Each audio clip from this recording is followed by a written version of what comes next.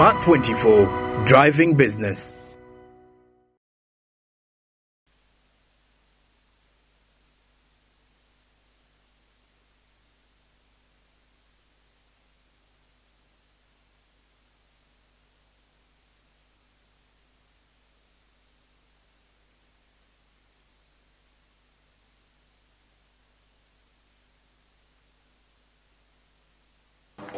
Good evening, everyone. Good evening. Welcome to today's edition of the Fattalks.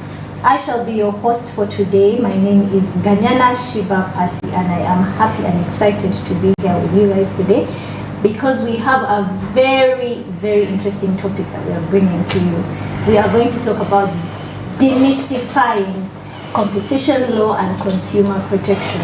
I'm sure many of you have heard the word going around. I'm sure those who watch news or read newspapers or even online on X, Facebook have seen that Uganda has recently passed the competition law regulations. And today in studio with me, I have two very important gentlemen who are going to break down the topic of competition law and consumer protection for us to understand. I know many of you at home are wondering, how does this have to do with me? How does it affect me?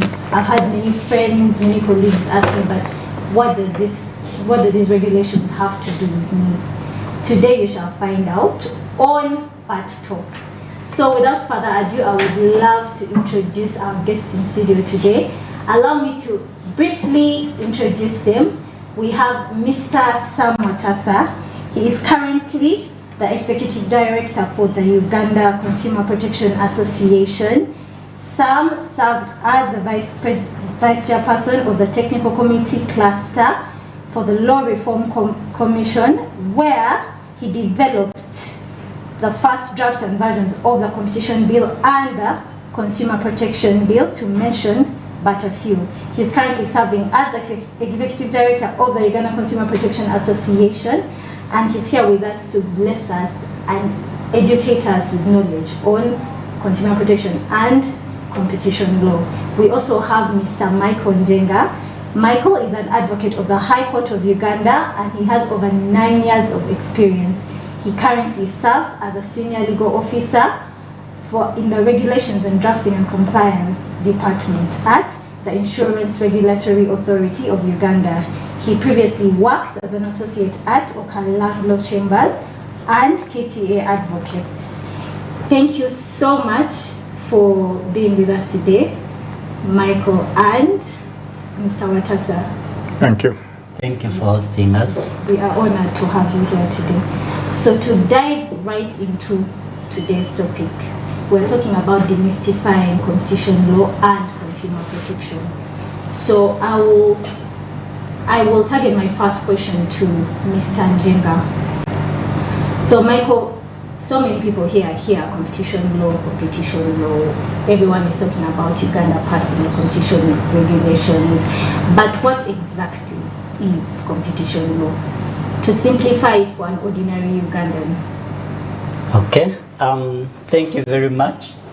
It's a very basic but wide topic, I must say. So in competition is basically striving for or vying for business, and competition law simply is a regulation that regulates that conduct of businesses when they are trying to vie for business. So basically competition is good for a market like Uganda and any other market, because if you have businesses competing, that means lower prices, that means there is efficiency, that means there is creativity, that means there is consumer satisfaction. Now, where competition law comes in is because of that, those advantages are sort of one-sided. They are sided towards the benefiting the consumer. But these businesses are also interested in, profitability, having a bigger profit margin. So they are likely to enter practices that may actually have negative impacts on competition, or may want to do away with competition. What in the Act they term as anti-competitive practices. So the law basically regulates those anti-competitive practices, like anti-competitive agreements, or a company that is big, that enjoys dominant position, trying to use its dominant power to maybe eliminate all other competition, and or maybe regulating mergers. So that is the purpose of the law. The competition law basically regulates the way businesses conduct themselves while they are competing for business. Okay, thank you so much. That was a very, very clear explanation. At least now we get the gist of what exactly competition is, because we have had people asking, what do you mean you're governing competition? What kind of competitions are you guys governing? But thank you, Mr. Njenga, for making that clear to us. So I'll move on to Mr. Sam Watasa. In your experience serving as the executive director, would you explain to us consumer protection and what exactly it entails when someone talks about consumer protection? Thank you. Thank you, viewers, and those who may be listening without viewing, and happy to be here and to speak to consumer protection with our audience. Now, where do we start? I am more comfortable being addressed as a consumer activist than an executive director, because it tends to come with an imagination that there is something huge out there. But consumer protection is grounded in the foundation of the methods, mechanisms, and production of goods and services for the consumer, the final consumer. So many times we get confusion around who is a consumer. In terms of consumer protection, a consumer is that person who buys goods or services for final use, or someone who benefits from goods and services as a final user even when they didn't buy them. So there we differentiate between a customer and a consumer. You could be a customer who is a consumer, but you could also be a consumer who is not a customer. In that category, we have what we would call conscripted consumers. People in refugee camps don't make decisions for what they buy. Children who are not of decision-making age, parents make decisions for them, those are consumers. People who are in public facilities, hospitals, they don't make choices literally for what they consume. So those are consumers even when they are not customers. So I just need to make that distinction. Now, where is the history of consumer protection grounded? Many decades ago, countries used to produce goods and services as public enterprises. The assumption was that the companies that belong to the state, what we call state trading enterprises, knew what is best for their consumers, for their citizens, and therefore produce goods and services that were fit for the consumer, both in terms of value, pricing, and delivery, which is distribution. Fast forward, the public sector, with lots of competing needs on resources, took the option of delegating, if you would wish, but actually freeing up production processes, distribution, to the private sector. Once that happened, then it became necessary to regulate the quality of goods that go to the consumers, because the public sector, i.e. governments, were no longer directly responsible for production, distribution, and marketing. That's where consumer protection starts from. And therefore, in recognition of the public sector getting out of production of basic goods and services, then we had a resolution coming out of the UN Social and Economic Council that binds governments, member states of the UN, to put in place measures to guarantee consumer protection within their jurisdictions. So that's the brief history of it. And so of course, down to Uganda, we went through this rapid liberalization of everything, the production of goods, services. Just if you mention to someone today that we used to have a public sector company that was importing and distributing radios and television sets in Uganda, they wouldn't know it, but we used to have a company called Uganda TV Sales and Service, which was importing that. Wines were being imported by a government company, foods and beverages. We used to have another company called Winnets Uganda Limited. All those were government companies doing this business. So at that point, there might not have been extreme need for drastic consumer protection measures. But once we allowed every Tom, Dick and Harry to import wine, to process wine, to import TVs, radios, then it becomes necessary for us to put in place measures to make sure that the products being brought into the country or being produced internally do meet the basic standards, technical specifications, and value for money for consumers. That's how we context then consumer protection. You will notice that one thing I've not mentioned, which is the common dropping point for consumer protection, is price. Yes. Within the element of consumer protection, we don't have pricing as one of those basic rights for consumers. Why? Because this is a result of the production processes and the costs that go in it. I could choose to produce a radio of 100,000. You could choose to produce a radio of 500,000. The quality might vary, but that is it. So pricing is not really the big deal. Where does pricing become a big deal is what Mr. Njenga has just explained, and that is how then consumer protection and competition law become Siamese twins. Mm-hmm. Because to get a better product on the market, you must allow competition. Competition drives research. Research drives better products. But research and development is costly. Now, business people might invest in research and development and get on the market a very good product. And then someone will shortchange this process and imitate that product. By doing that, they are introducing unfair competition. And unfair competition, therefore, undermines consumer value for products and services. So we get interested in consumer protection under competition regulation because, first and foremost, competition must be fair. And fair competition means that we do not necessarily have to regulate what you spend, but the quality of what you bring onto the market. I could possibly give one example quickly, and it's also one of those things that have been confused for so much. It's in the energy sector. We all use electricity, right? Yes. Now, when this sector was being unbundled, one company was retained as 100% government company. That is Uganda Electricity Transmission Company Limited. Mm-hmm. What was the thinking behind it? Because you are introducing many companies on the generation side, and you want to have a number of companies on the distribution side. But you need one backbone.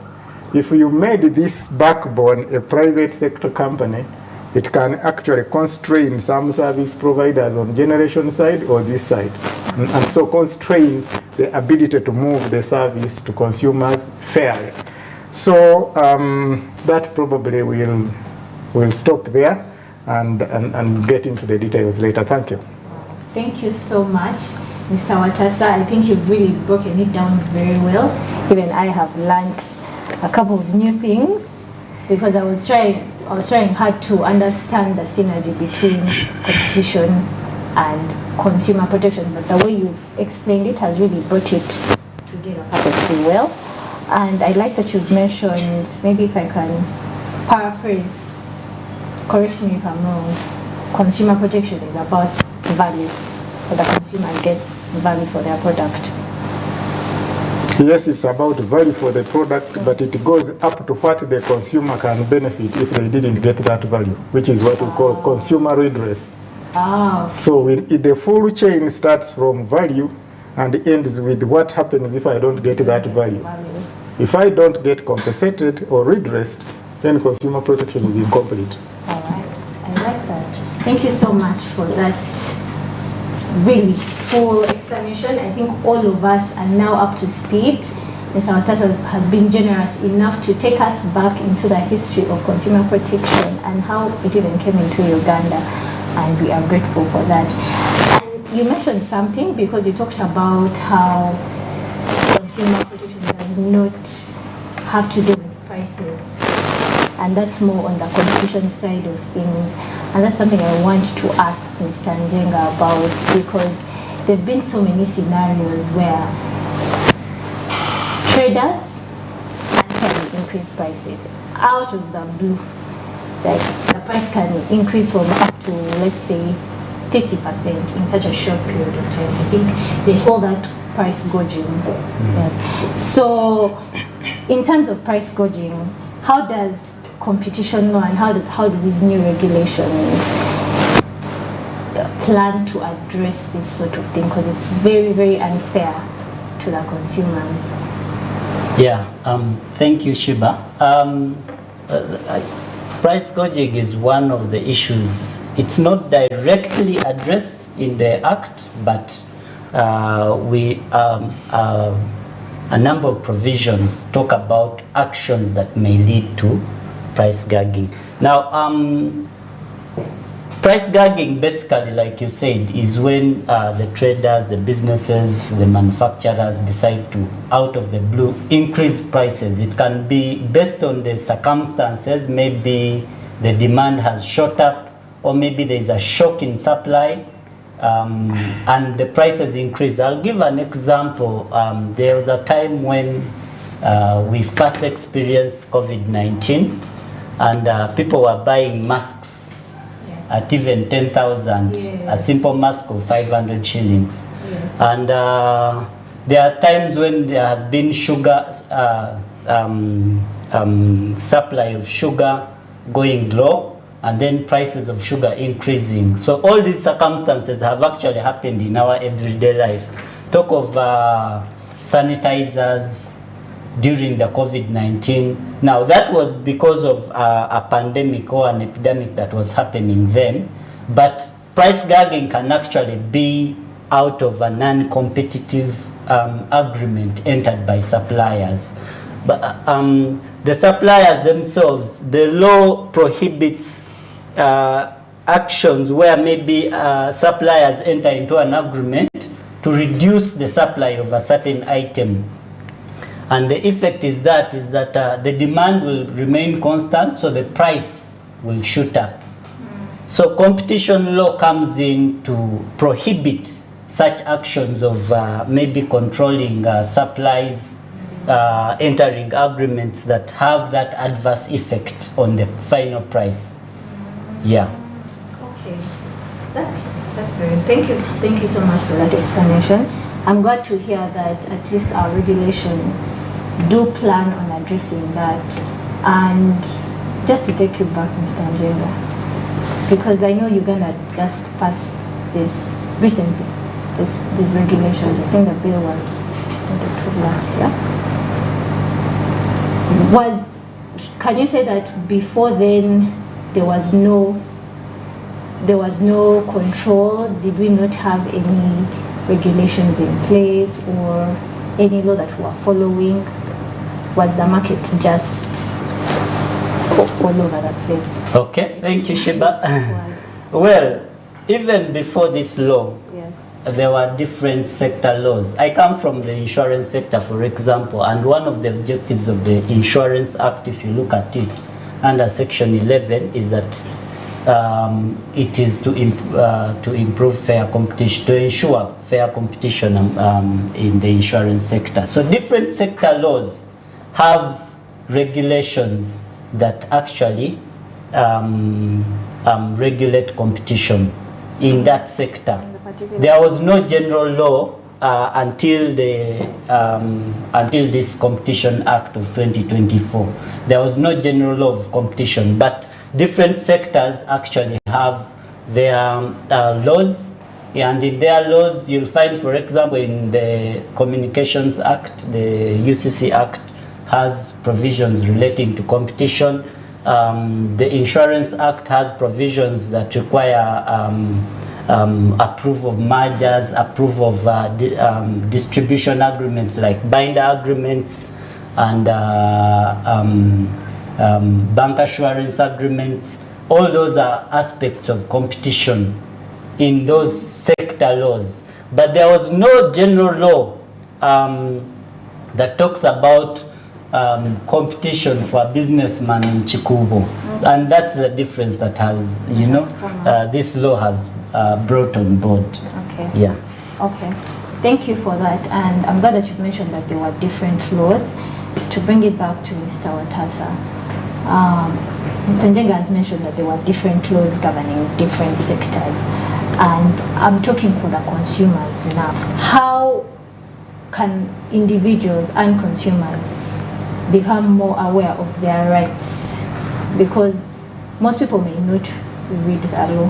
They may not know that they even have rights. Some people, maybe till today, watching now, they're just realizing, oh, as a consumer, I do have rights. So how would you say individuals can become more aware of their rights as consumers? Thank you. I was looking at the script and I'm thinking, okay, before we get into how do they become aware, you were initially talking about typical cases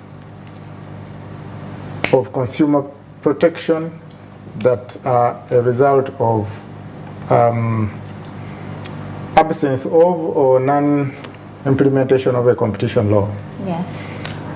I'll just pick it from what Mr. Njenga has said. You see, competition regulation, competition law, and here I need to make a correction.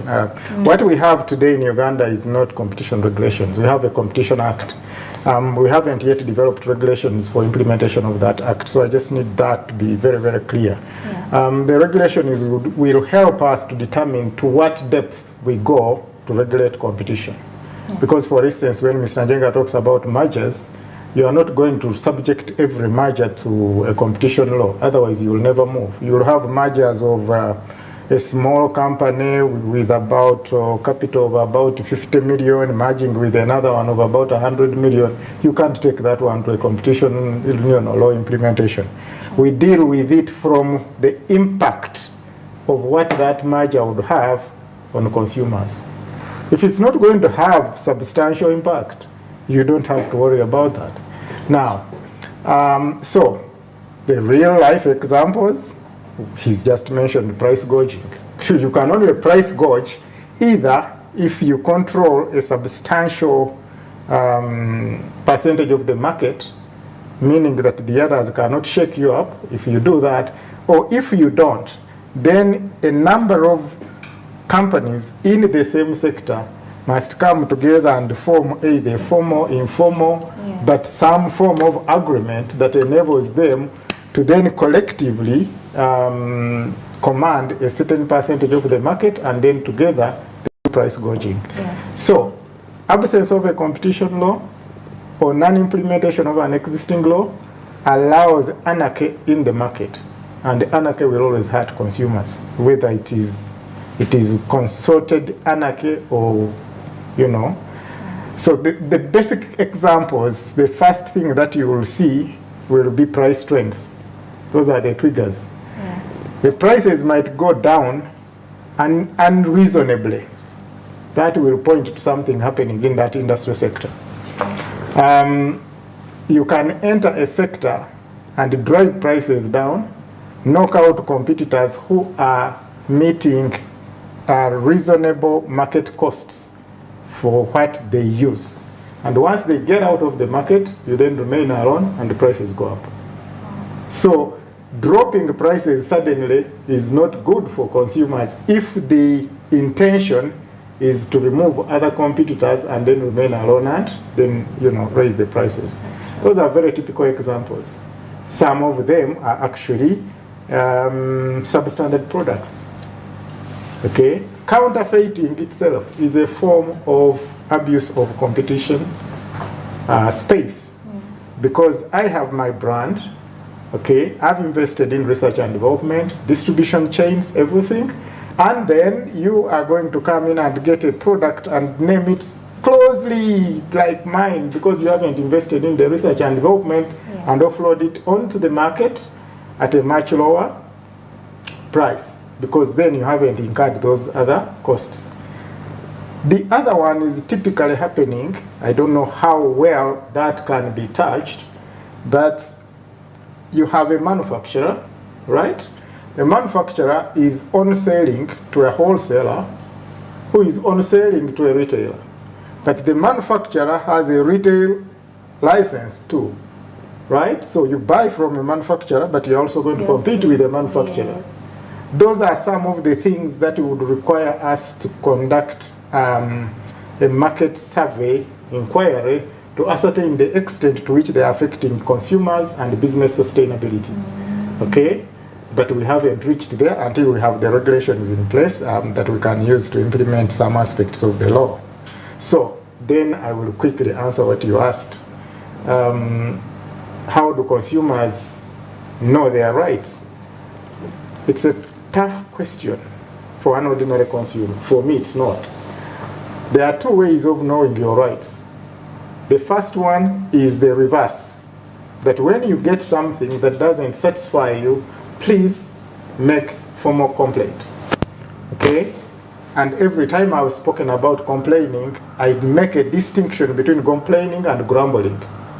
Grumbling is you bought water, it's not good, then you go talking to everybody who doesn't even care to listen, right?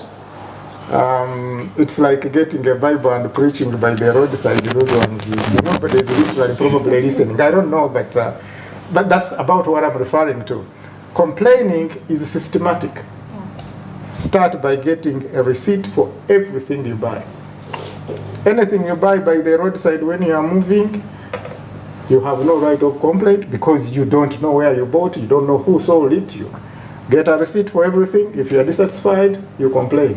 When you complain, you must know whom you are addressing the complaint to.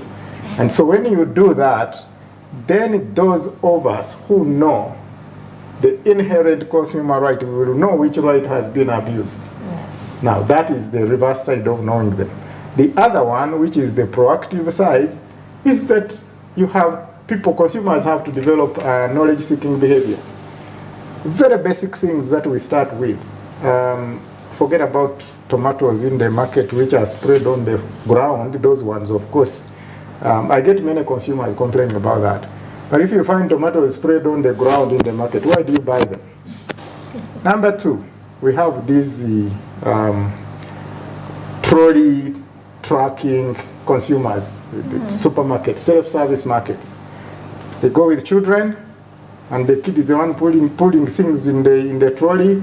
No one is reading an expiry date, but it's written there. Yes. And then when you get home, oh, this product I bought has expired. But you went to school, you know how to read, you know how to write. That I call functional illiteracy. Now, those are people who know their rights because everything you buy, which is a prepackaged product, has an expiry date. It has nutritional content written on the labels because that's a requirement of the international labeling standards. And that goes to help consumers that may not know the intricacies behind the products and services they are consuming.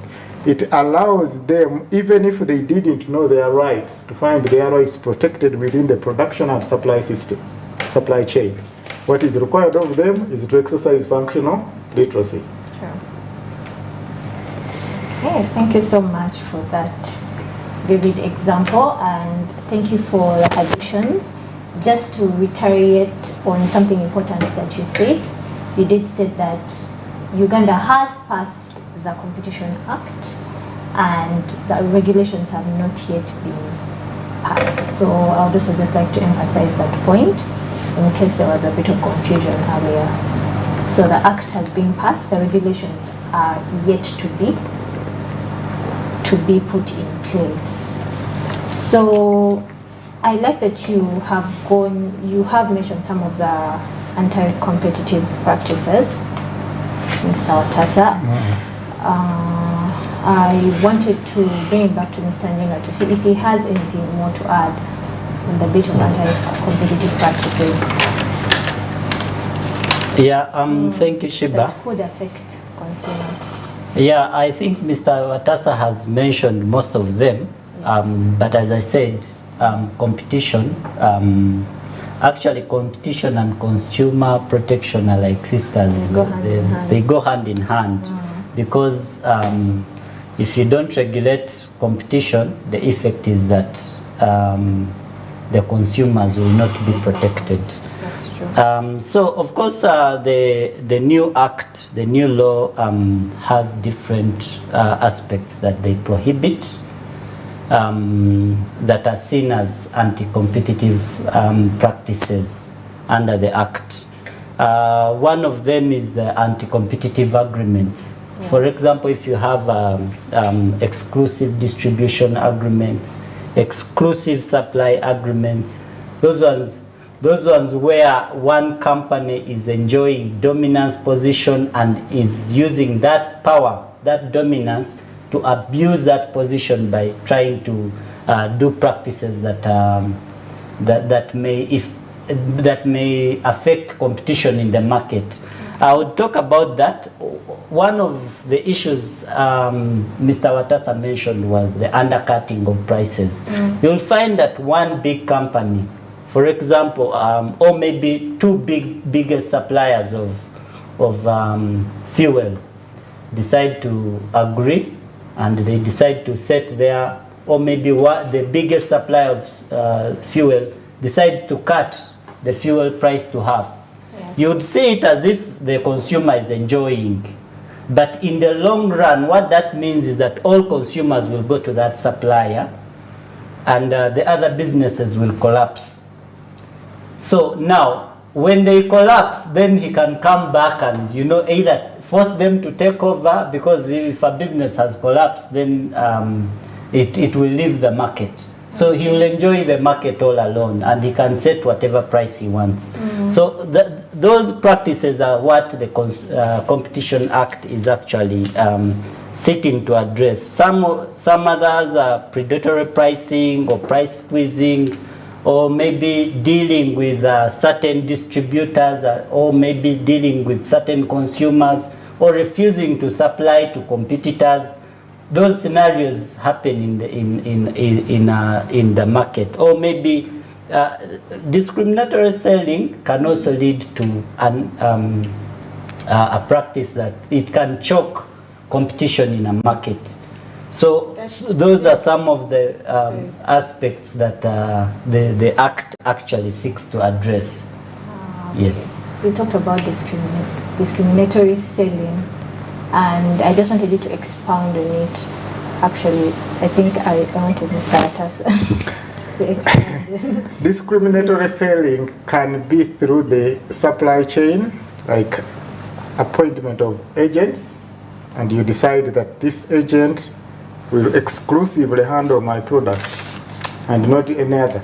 Okay, let's go to the very life examples. In the recent past, before we go to the National Payment Systems Act, if you were an agent of, do they call them agents or whatever, mobile money, those kiosks operators, if you are doing it for MTN, you wouldn't do it for Airtel. Exclusive distribution. So I have a point here, but I can't go there because this point is for MTN and the other one is for Airtel, is the other side, until that was opened up and you can have it together. These are very basic, real-time consumer experiences, which you wouldn't ordinarily factor into the competition law implementation, but that's what happens. And so competition law will therefore help to open up those, remove those exclusive agreements. Some exclusive agreements are for a good purpose, if they are for monitoring quality without interfering with pricing. Now, what typically happens is the competition law protects consumers and protects suppliers so that you have a sustainable marketplace. You could have a scenario where there is the market balkanization. You could decide and say, I am going to give you, Shiba, this product, and you must sell it only in West Nile. And it shouldn't find its way to Western Uganda. And then you give me a product and say, for you, you will sell exclusively here. But then the prices may not be the same. And eventually, when we get into the details of this, much later in the near future, when I say later, I mean deep into the subject of competition regulation, you will find there is something we call counter trading. Okay? Illicit trade is not necessarily like something is illegal, but you could decide that the tax here is lower, the tax here is higher, so let me pass this product through a lower tax territory and get it here. But that is a subject for a lot of dictionary work. Ideally, what Jenga is talking about is you decide to control the distribution chain, so you constrain supply and prices can go up or go down. So you trigger down or up as you wish. Okay?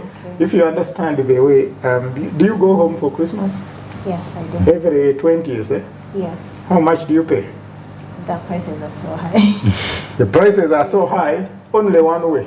Yes. Either going or coming. How many times do you hear a minister saying that prices must not go beyond here? And they always go. And nothing happens. That's true. Because you don't have a mechanism for regulating those prices. Yeah. That is a subject we'll deal with another time. But I guess that's what we're talking about in terms of constraining supply. Because the competition law doesn't deal with only the company. It deals with also the mechanisms you reach the consumer. Okay. All right. Thank you so much for that in-depth explanation. And I would just like to move it next to Mr. Njenga. As we all know, you are working with the Insurance Regulatory Authority. So could you enlighten us on how the IRA enforces competition law in Uganda? Yeah, I think IRA is one of the regulators in Uganda that has been very keen on competition and consumer protection, especially consumer protection. Of course, IRA regulates competition through reviewing, for example, binder agreements of insurance distributors. Sure. You find that companies do deal with brokers, with other insurance intermediaries, so they sign agreements that are distribution agreement for insurance. Some of those are binder agreements, some of those are bank assurance agreements. So those are reviewed to make sure that actually they don't have aspects in them that might stifle competition in the market. The other aspect I would talk about is regulation of commission rates, for example, to brokers. We have a full regulation on that. There are aspects of consideration and approval of mergers and acquisitions.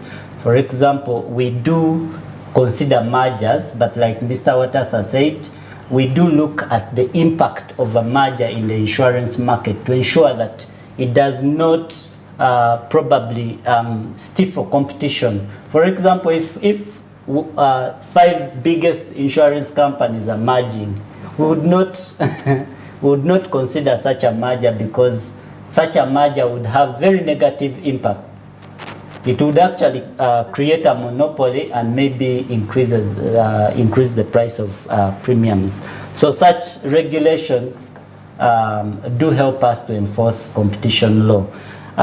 We do also regulate consumer protection at IRA. The regulator has a complaints bureau where insurance complaints are filed, and if in case one of the parties is not satisfied with how they have been treated by an insurance company or any other licensee of an insurance company, or licensee like broker, bank assurance agent, a person can actually always go to the regulator and file a complaint, and it's free of charge. And if the regulator makes a decision, that decision is actually appealable to the Insurance Appeals Tribunal. So we do regulate consumer protection, we do regulate insurance products themselves. Before an insurance product is put out on a market, it has to first be looked at by the regulator to see that what they are selling is not actually air. It's actually insurance. It's a promise that if a loss occurs, the insurance company will pay. Yeah, so that is intended to protect the final consumer, because an insurance company can decide to sell to you a product where maybe the exclusions are taking away the liability. So we do look out for that when we are assessing for approval. Then also we do assess marketing products to see that they are not deceitful or they are not trying to mislead the customers of insurance companies. So the IRA has been very key in terms of, and I think it has been fast ahead in terms of consumer protection and competition regulation.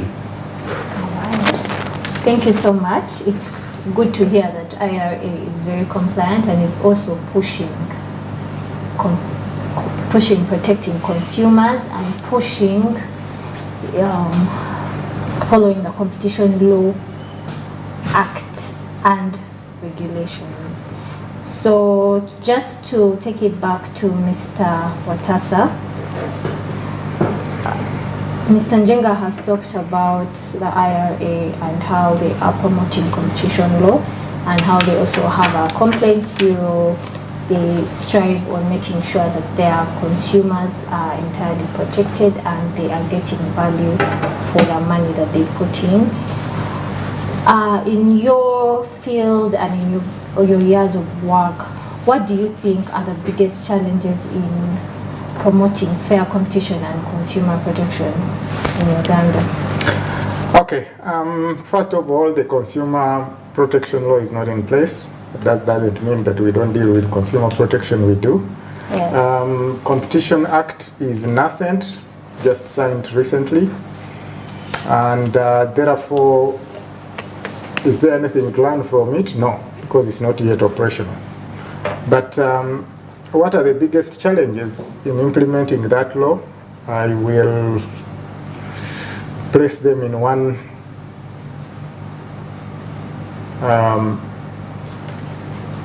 one particular aspect, and that is public sector. One of the biggest challenges for implementing the competition law in Uganda is going to be government, for two reasons. We are not used to having a level playing field, right from investments, domestic, attraction of foreign investments. You have a whole range of incentives that are provided by the public sector, some of them under clear laws like the Investment Authority Act.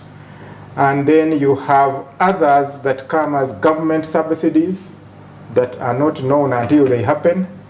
So the grounding of competition regulation is to create a market, an economy, a jurisdiction that allows for fair entry and exit of private sector companies. I have had so many things and questions coming my way ever since this law was signed on. It's a new demand on private companies, going to increase the cost of doing business and whatever, all that. None of those. Competition law actually enables lower cost operation in a market because it makes it predictable, both entry, existence, and exit. Okay? However, the practice we've come through, because we went through liberalization, privatization, which was not regulated. Yeah. Now we come back and think we want to regulate. How do we regulate? Public sector entry into the business sector. Now, typical example, I was listening to you yesterday, okay? You have a directive that all these contracts should go to NEC. NEC is a government company, gets money which is cost-free, but you have private sector construction firms that have already invested, and they must compete in the same market. So, how are we going to deal with statutory funded private sector and public sector to create an even playing field through implementation of this law? That is number one. Number two, the law creates an environment and a legal framework for regulating competition and vests the mandate to regulate competition in the Minister for Trade, Industry and Cooperatives. The Minister of Trade, Industry and Cooperatives is bound by cabinet collective responsibility. If cabinet decided to create a monopoly, now monopolies are not bad per se, but the conduct of that monopoly in the market is what we look at when we are dealing with competition regulation. So cabinet decides we are going to put in place this company, and this company is going to sell product X or service Y at this price. Okay, the consumer has not been part of the negotiation process. We don't even understand the costs of production, but it has been put in place. How do we then use the competition law to make sure that this monopoly or whatever is going to play the game according to the competition law as enacted? So that's going to be a big problem. The second one is a compliance issue. Are private companies ready for implementation of that law? Number three, are consumers going to bring together the necessary information? But that one, you can do what we call a market conduct investigation. One of the areas I'm very keen to understand is how commercial banks play out and have almost the same interest rate across all similar products, Nyumba loan, house loan, this one. I think that it's an area that is worth understanding. Yes. Not that they are abusing the market or their collective powers, but we just need to understand how it happens this way. How do we come to those figures? So that is it. Ideally, therefore, I can summarize that while the law is in place, the institutional and public policy dynamics in the country will make it difficult to implement that law. Okay. We love your honesty. Thank you for that insight. For those who are just tuning in right now, you are watching Fattalks, a faithful, available and teachable talks brought to you by the Fidelis Leadership Institute, hosted right here on Smart 24 TV. Today we are dissecting the topic of demystifying competition law and consumer protection, and in studio with us we have Mr.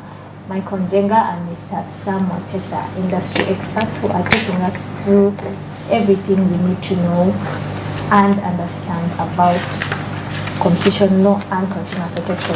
Mr. Sam Watesa was just taking us through the difficulties and challenges that are yet to be faced with promoting fair competition and consumer protection. As you know, the Act was recently passed, but he has mentioned that one of the challenges will be implementation, making sure that both government, private institutions, and consumers are compliant, and also evening out the playing field with government-funded companies and also the private sector. So we are yet to see, we are watching this space. I hope the process is transparent enough that the public will be involved. And it brings me back to one of the questions I wanted to ask, but both to Mr. Njenga and Mr. Watesa. You've talked about the regulations not being in place yet and how you're going to conduct market surveys. Is there a way someone, an ordinary citizen in the public who's interested in taking part in the exercise, is there a way they can take part? Is there a way they can help? Because I'm sure you will need to get this information from the typical Ugandans. Not, if I'm not mistaken. Yes.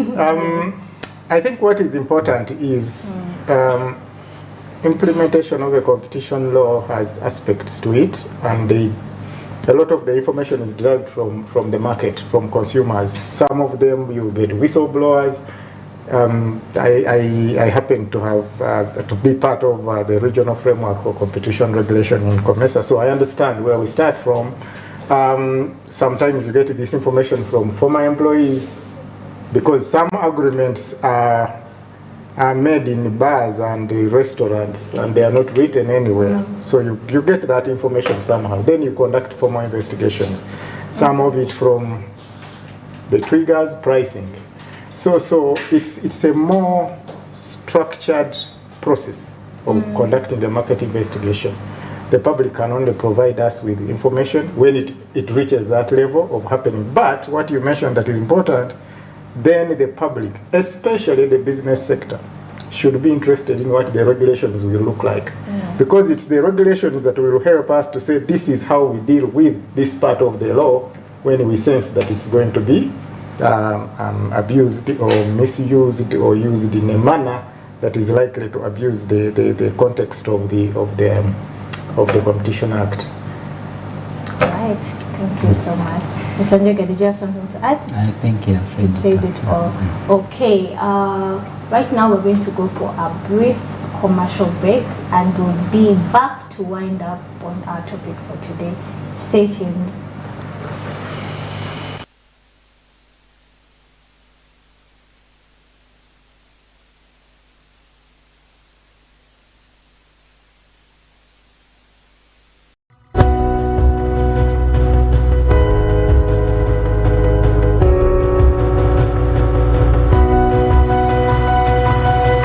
Smart 24, driving business.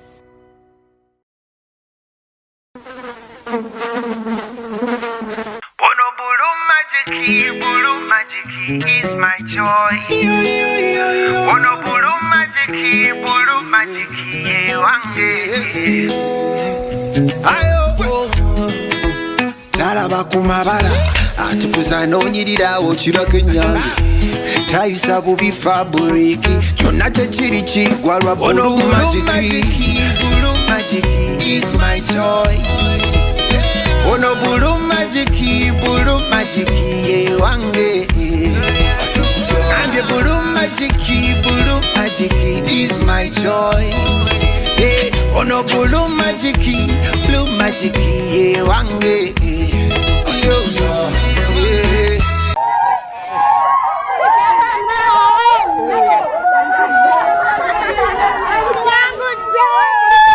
Amanya gange nze Namutebi Sharon nga nkolera wano wennyini Saka Kirombe oba Makindye. Empangula gye nawanguddemu ssente mbadde nga nkozesa mobile money nga nsindika school fees w'omwana ku ssomero. Okutegeera nti mpangudde nze mutima neegambye nti kambalinde bamale okujja ndyoke nzikirize nti mpangudde. Kyennyinza okubagamba nti si byabafere weewaawo abafere gye bali naye ennamba eri emu yokka era bw'eba ekukubidde omanye eyo si yabafere. Mpulira bulungi nnyo era ndi musanyufu nnyo. Naye MTN mobile money mbebaza nnyo mwebale nnyo mwebalire. Together we're unstoppable. Are you a female business owner in Uganda looking to grow and transform your business? Grow empowers you with access to entrepreneur services, accelerating your business growth from micro to small and from small to medium enterprises. Grow provides comprehensive support, including training, startup tools, business formalization, certification, networking opportunities, access to affordable credit and grants, coaching, and mentorship, with all resources available for free. For more information, please visit grow.go.ug. Contact the PSFU Grow officers at Trust Towers, ground floor, plot 4 Chadondo Road, Nakasero, or the Ministry of Gender at plot 2 George Street, Simba Manyo House, 3rd floor. Call us at +256 394 514 071. This message is brought to you by the Grow Project, a Government of Uganda project implemented by the Ministry of Gender, Labour and Social Development and PSFU, funded by the World Bank. Grow, generating growth opportunities and productivity for women enterprises. Luxury redefined at Seasand Hotel as you indulge in the splendor of elegant living fit for the royalty that you are.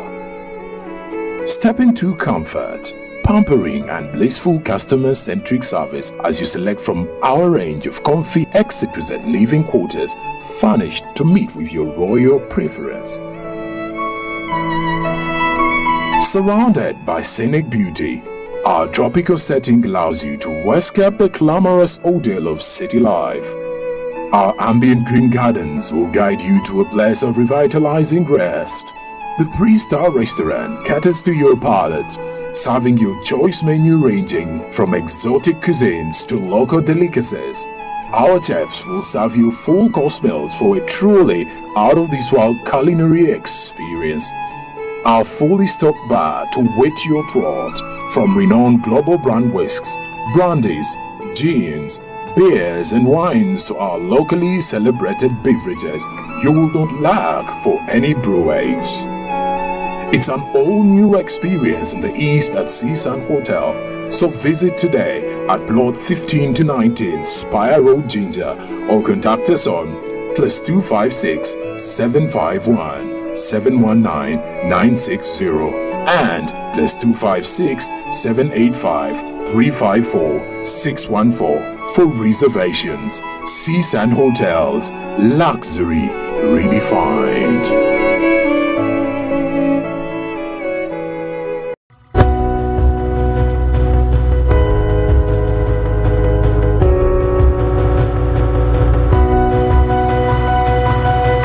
Smart 24, driving business.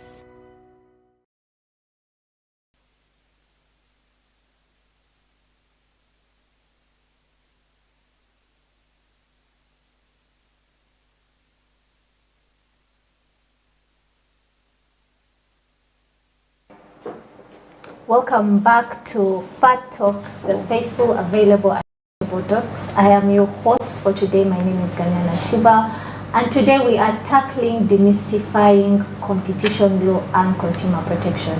In studio today with me are two experts on the subject, Mr. Sam Watasa and Mr. Michael Njenga.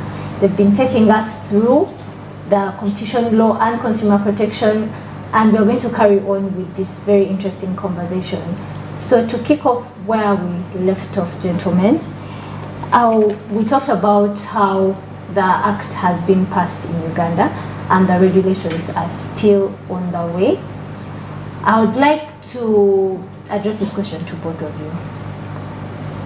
What do you think are the differences? Because I know that the East African community already had some treaties in place. We have an act. Yes, and an act in place. And how do you think our act fares with the one East African community? Are there any differences? Are there any similarities? Did we pick a lot from that act? Yes, if you could enlighten us and the viewers. Yeah. Okay, I don't know if it's... Thank you. You can go first. Yeah, thank you. I have looked at, I've had an opportunity to review other laws on competition. I've looked at the East African Competition Act, the COMESA competition regulations. I think one of the key differences, they may be similar in terms of the provisions, in terms of the prohibitions, but one of the key differences, the point of the differing point is in terms of administration, the structure of administration. You may recall, I think, when they were presenting this act to Parliament, Parliament had insisted that that we have a COMESA Competition Commission authority. I mean a competition authority in Uganda, but I think it was going against another policy of government, which was rationalization. So Cabinet and the President actually did not take up that proposal. So they decided to form a technical committee, which will be the one in charge of implementing this act in the Ministry of Trade. The act has not yet come into force. It has mainly delayed, I think, because of that reason of the structure and also the regulations, because the act does not have actually a commencement date, the Act of Uganda. Now, other East African countries, the difference is that for them, their act have special competition authorities, which are intended to regulate competition and consumer protection within the markets. And I think for me that's the main difference. But in terms of the prohibitions, in terms of the regulation, I think most of the provisions are more like similar, apart from that structure of administration. Now, I think one of my opinion on administration, and I think I've read articles that raised concerns on whether an administration and a technical committee may be good enough. I think some scholars have written concerns regarding to mainly on the independence of a technical committee that is under a ministry, because it's going to regulate actually all markets, including those monopolies that are set up by government. That's true. So it might be prone to political interference or maybe inefficiencies, because you don't have a specific people dedicated to that particular thing of regulating competition. But then I think that we live to the positive side is that we have now an act regulating competition, and that's the key thing. And the regulations, I think, are in the pipeline to implement that act. And we live to see and deal with whatever comes up. Okay, thank you so much, Mr. Angela. Yes, Mr. Otasa. That's a long story that I would tell, but I've told it over and over, except that some people may be hearing it for the first time, so I'll still go back to where I have told it before. Similarities, differences. There is one fundamental difference, of course, between regional laws and our domestic laws. The ESC Competition Act deals with market conduct of cross-border nature. So if a merger is going to be consummated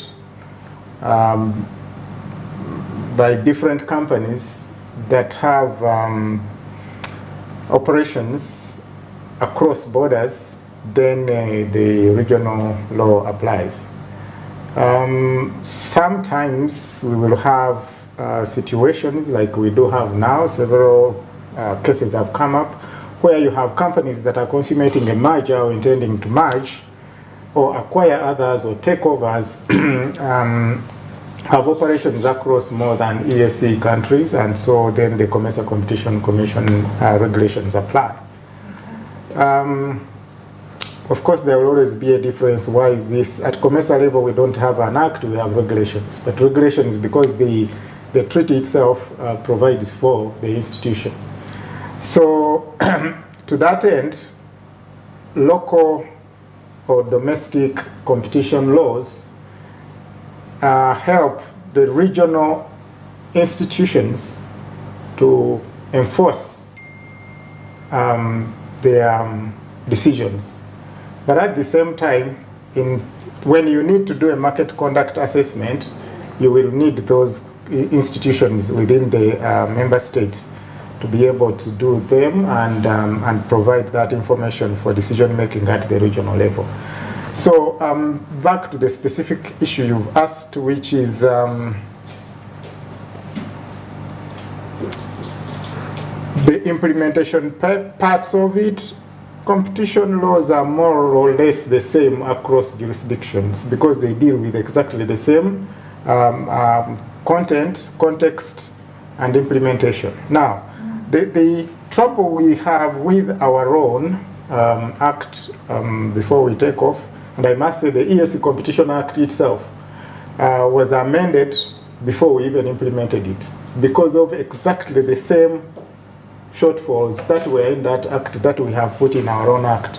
So we might even reach that level where we need to amend it even before we implement it. But the good thing is that once you have it in place, then you are able to see the gaps quicker. Rwanda took this direction and put it in a department in their ministry. They left it because it didn't work. We will learn from them because a number of countries have tried to take this direction. But one thing I just need to demystify, because we are talking demystifying a competition law. Competition commissions, agencies, or institutions, whatever their name, actually are income generating for their own operations. For everything you take to a competition commission or competition authority, whether it's a merger or an acquisition or whatever, you're going to pay fees. These fees are the revenue that these commissions and authorities use. Across the world, they generate their own revenue. Okay, initially you could say first 1, 2, 3 years, maybe they would need that level of support. Yes, but eventually competition authorities actually make their own money. Sometimes more money than they are supposed to be given. We will keep having that discussion, and I think that at some point the country will have a good and implementable Competition Act.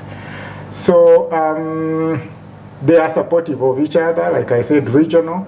Something where there is a merger within Uganda alone, companies doesn't have to go to the regional level. But again, those are dynamics that come from the regional level. Part of the reason actually that drove us to have this Competition Act is because the EAC Competition Act requires partner states to have laws of this nature to support that activity at that level. I mean, I could go on and on about cases that have happened in between countries, Uganda, Kenya. We have, which is this recent stream of supermarkets. What do you call it? Carrefour. You know, Carrefour was fined a lot of money in Kenya for market conduct that was not compliant with fair competition. I keep repeating, it affects business people here. Suppliers are given unfair contract terms. Suppliers eggs, so many trays for 3 months before we pay you. Come on, I mean, it's just not tenable that you are going to survive on other people's money for 3 months before you pay them, and yet you are supposed to be doing business in the same market environment. That's true. So yeah, I mean, until everybody understands that the competition law will facilitate fair, even playing ground for both businesses and consumers, the better for the country. That's true. Thank you so much. Thank you so much for that enlightening explanation. I think our viewers now know the similarities that our act has, and from your explanations, I think we're doing pretty well. Right? Right. So, just to take it back to, before we wind up, to take it back to consumer protection, we were having a very interesting discussion during the commercial break with Mr. Watasa, and he talked about guarantee and warranty. I personally didn't know there was a difference, but Mr. Watasa was kind enough to take us through the differences between guarantee and warranty. So, Mr. Watasa, I was kindly requesting if you could just enlighten our viewers on the concept of a guarantee and warranty for consumers. Okay, thank you. And first of all, I do not know whether everybody understands. You can get into a dictionary and find out the meaning of guarantee and warranty. But I'll give you my personal experience as a way to drive this point home. I do a bit of traveling in the region, out of the country, and the most common thing that I get as a request from people, buy for me this from out. Yes. Because our mentality is that what you buy from out is good. That's true. Okay? And I keep telling people, I rarely buy anything, because how do I enforce what is given to me as my right? That's true. So, there is a warranty, it's a product warranty, and there's a product guarantee. The basic difference is that a guarantee is a manufacturer or producer's commitment to a product, whether it's a phone or a radio or a pen or whatever, name it. As long as it has a guarantee, it's a manufacturer's commitment that for the period the guarantee exists or is valid, the product can be replaced as a result of factory errors that may have occurred. The warranty on the other side tells you, look, if something happens to the product, then we will repair it and bring it to usable condition. I have bought a phone here, okay, and after 2 weeks, I kept noticing that there was something on the screen that was not proper. And later on, when I checked it out, I found that actually this is probably a factory error. I took it back where I bought it, and they replaced that phone by giving me another one because it had a guarantee. So, understanding that difference allows you then to make an informed decision. And what I was discussing with you is that if you find a product with 1 year warranty or 1 year guarantee, That means the producer of the product can only confirm its functionality effectively up to 1 year. Whereas another one will give you a functionality guarantee up to 5 years. So you either have a warranty 1 year, 2 years, 5 years, guarantee 1 year, 2 years, whatever the period is. Just so people can appreciate how deep we go into trying to help consumers survive. Thank you so much for that in-depth explanation. I personally find that very useful because most times when you're going to buy tech gadgets, you just pick, and I didn't know. Now I feel like I'm going to be striving. And look at the camera. Yeah. I'm going to be striving to get. I'm going to be striving to get a guarantee and to make sure that the time is durable. So as we wind up today, we have been talking about demystifying competition law and consumer protection. With us in studio, we have Mr. Michael Njenga and Mr. Samatesa, who have taken us through the entire topic of competition law and consumer protection. And just as we wind up, I would like Mr. Samatesa to take us through, just tell us about the Fidelis Leadership Institute. For those who do not know, the Fidelis Leadership Institute, partnering with COMESA and the Consumer Protection Association of Uganda, launched a competition law and consumer protection course that is yet to start in August. So I'm going to let Mr. Samatesa tell us more about that for those who are interested more in this topic. Thank you.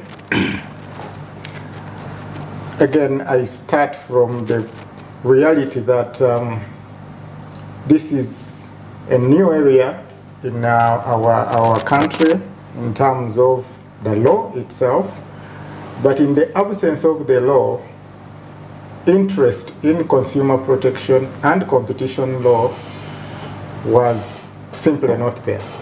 Okay? And there are a number of things that are driven by policy of government or laws. Those whose mind can stretch back to when procurement started to become the go-to course at universities, because that's the time we had the Public Procurement and Disposal of Assets Act. And so it drove the desire to professionalize that field. And that's how we ended up there.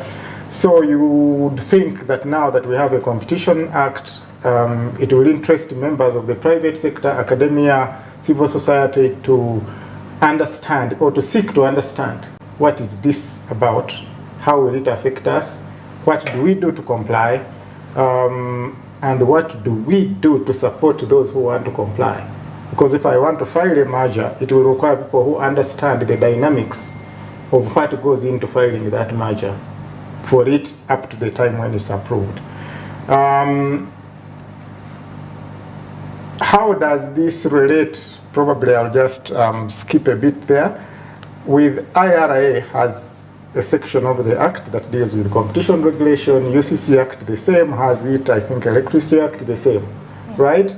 Now, there is always this debate that these will clash. They don't clash. What happens with a typical competition regulator is that areas that where technical competence for the merger, for the acquisition, lies in a sector regulator, then they refer that matter to the sector regulator for interrogation and appropriate recommendations, because you're not going to have all of that together.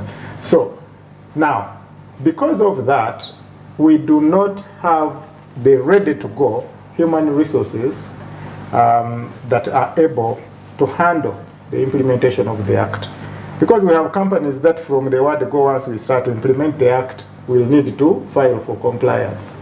Voluntary compliance is provided for, where when you comply, there are no penalties, there are no fines. If you don't take the voluntary compliance route, then you are going to probably be fined. Now, for someone to be able to look at the law, look at your business operations, look at your market, assess your market,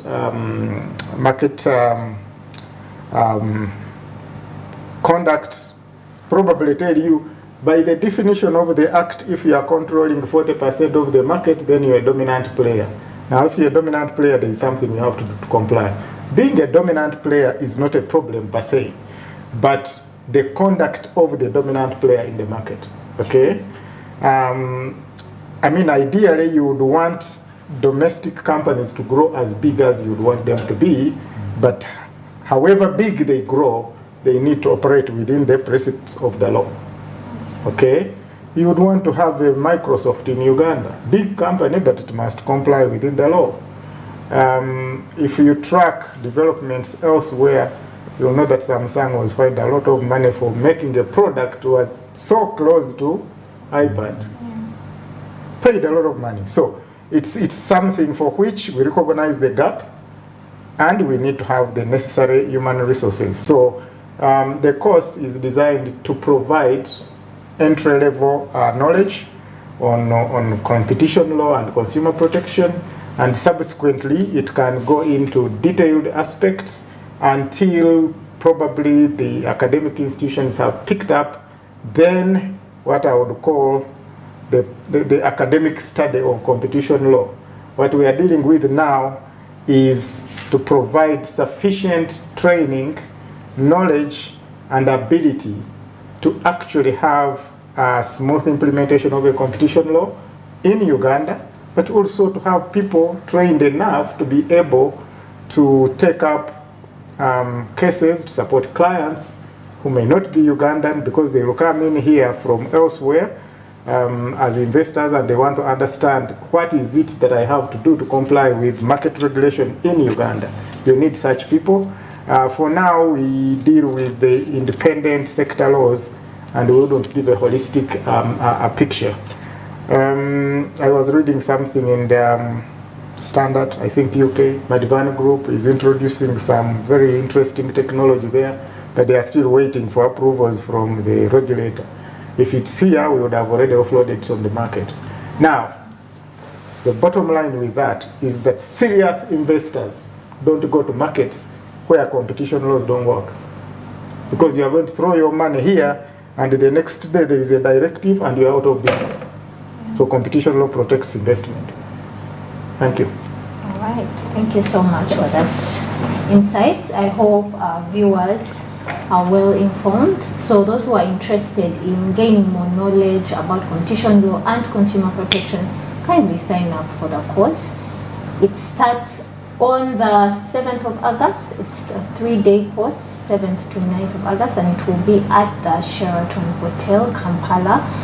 The prices are $700 for physical, 750, I beg your pardon, $750 for physical attendance and $400 for online attendance. So if you're interested in competition law, consumer protection, you're interested in joining the field, or you're just interested in gaining the knowledge, we'll have experts from all over Africa coming to train you.